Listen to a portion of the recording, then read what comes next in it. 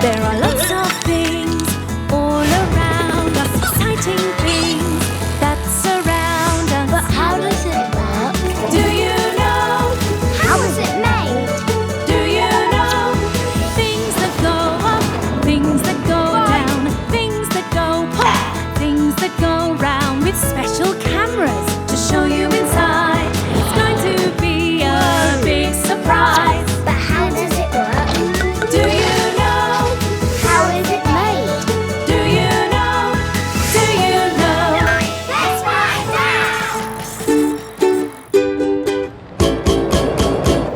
Hello, I'm Maddie. Today I've got some things I want to recycle, so I've come to the recycling bins. There are lots of things we can recycle, like these old plastic bottles, paper and cardboard, and glass, like this glass jar that had jam in it. But what happens to glass when it's been put in the glass recycling? And how does an old jam jar get turned into something new? Do you know how glass recycling works? Let's find out. How does it work? Glass recycling. To find out how glass recycling works, I've come here to a gigantic glass recycling factory.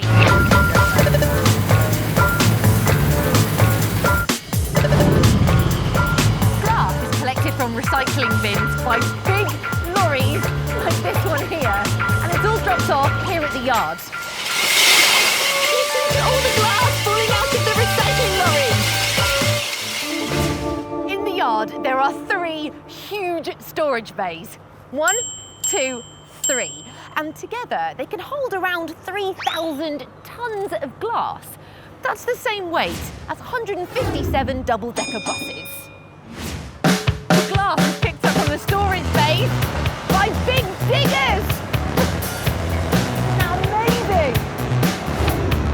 The digger tips the glass into that giant bin. It's called a hopper.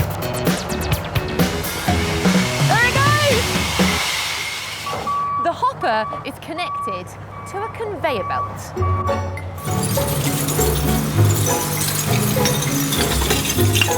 Not everything that arrives at the glass recycling factory is glass. There are other things that get muddled up with the glass too, like metal, plastic, stone, dirt and rubbish.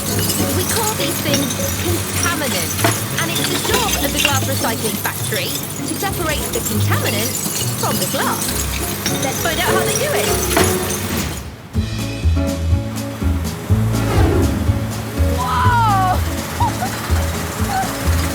This is called a screen. Can you see it's made of lots of metal rods with gaps in between? And it works a bit like a sieve. When it jiggles around, all of the small pieces fall through onto a conveyor belt below.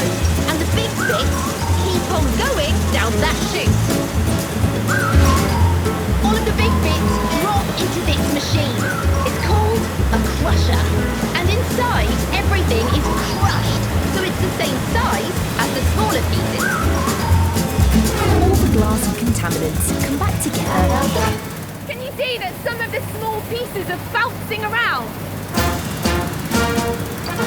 This makes all the pieces move along to the next machine. This is called an extractor, and it works like a vacuum cleaner and sucks away any of those light contaminants. But it's pretty tricky to see, so I think we should film it with one of my special cameras. This camera films in slow motion, which means we can film something that happens quickly, but watch it back slowly. Whoa! And look!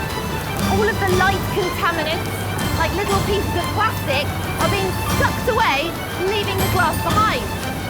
The glass doesn't get sucked up by the extractor because it's heavier and it continues on its journey. Now the glass is almost clean of contaminants. There's just some little bits of stone, brick and ceramic.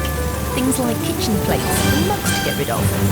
This is an optical sorting machine, and it gets rid of stone, brick and ceramic using its own special camera. But to find out how it works, I think we need to take a closer look. Glass and contaminants move along a conveyor belt into the optical sorting machine. A light hits the conveyor belt so the camera can see the object. The camera takes a picture of the object and sends it to a computer. The computer can tell the size and colour of the object and whether it's glass.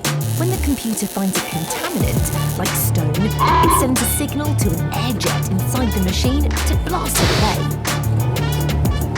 Now all that's left is the glass. Another optical sorting machine separates the glass into different colours. First, the computer looks for green glass, then sends a message to the air jets to blast it into the green bin. Once the green glass is gone, another optical sorting machine finds clear glass, called flint, and blasts it into the clear bin, leaving just the brown glass called amber. Wow, that was so interesting. Here's all the green glass that's been separated. It's like a waterfall. Look, there's all the amber glass.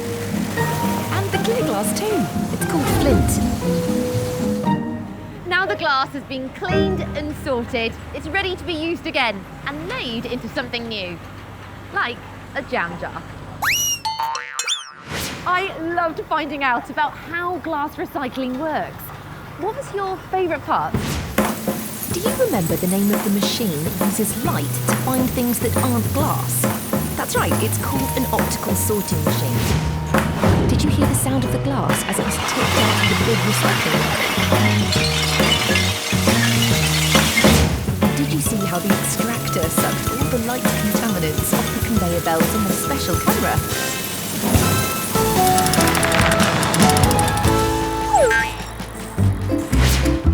We use recycled glass in lots of different ways to make lots of different things, like glass jars. You can store lots in a glass jar, like honey, pickles, cookies, or as a special treat, you might have jam. Jam comes in lots of different flavours. Do you have a favourite? Mine is strawberry. Strawberry jam is made from strawberries. But how do strawberries or other fruit like blackberries or raspberries get turned into a thick jam you can spread on toast? Do you know how jam's made? Let's find out. How is it made? Jam. To find out how jam's made, I've come here to a jam factory. Today they're making raspberry jam.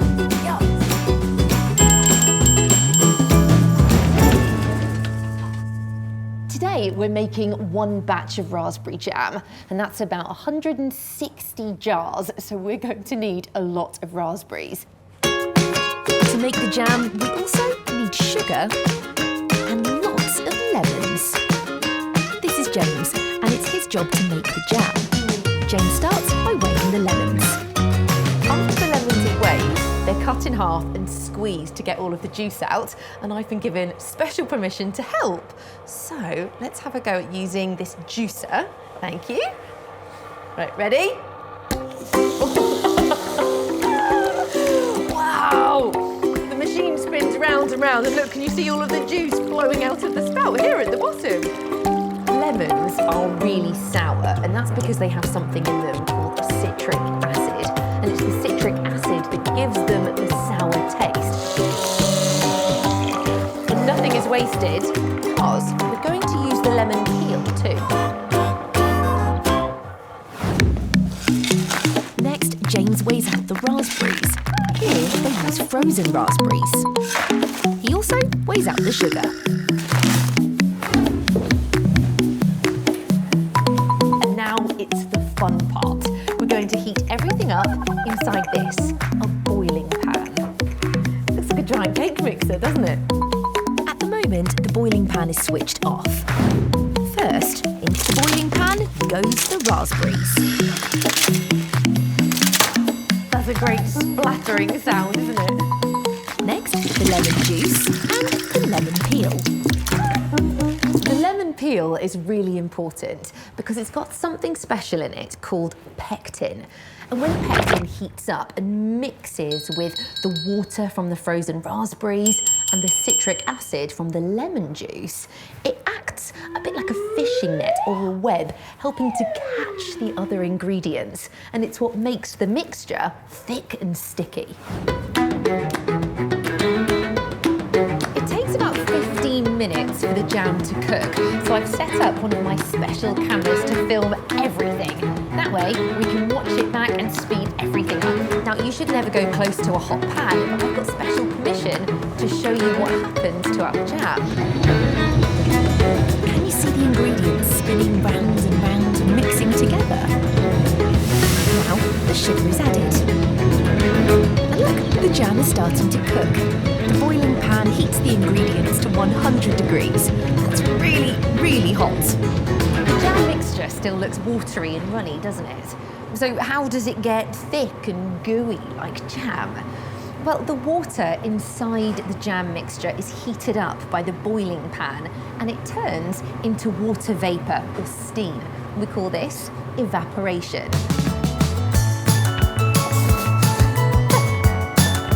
The water is evaporating and the steam is misting up our camera. As the water evaporates, the jam starts to get thicker. All there is to do now is take out the lemon peel. The jam's nearly ready, but to test to find out if it's thick enough, I've got to do something called the plate test. So there's a blob of jam on the plate and it's cooled down. And if it's the right thickness, it should make little lines called wrinkles when I push it. Should we find out? Okay, let's see. There you go, lots of little wrinkles. So this is ready. Do you know what's making those wrinkles? It's the special chemical we find in the lemon peel called pectin. The jam is ready, so it's time to put it into jam jars. The jam is poured into here. It's called a hopper. The hopper is cone-shaped, so the jam will go to the bottom and then flow through the tubes to this machine called a depositor. And its job is to fill the jam jars. And just the right amount comes out each time to fill one jar.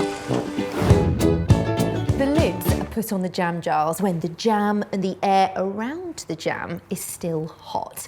But as everything cools down, it shrinks and that leaves space inside the jar. So when we undo the lid, air can rush in and this makes the jam jar pop up and it sounds great. Listen to this. That sounds really good, doesn't it? I loved finding out how raspberry jam's made. What was your favourite bit? Do you remember the name of the special chemical that makes the jam thick? That's right, it's called pectin. Did you hear the sound the raspberries made as they tipped into the boiling pan? And did you see the ingredients being mixed together on my special camera?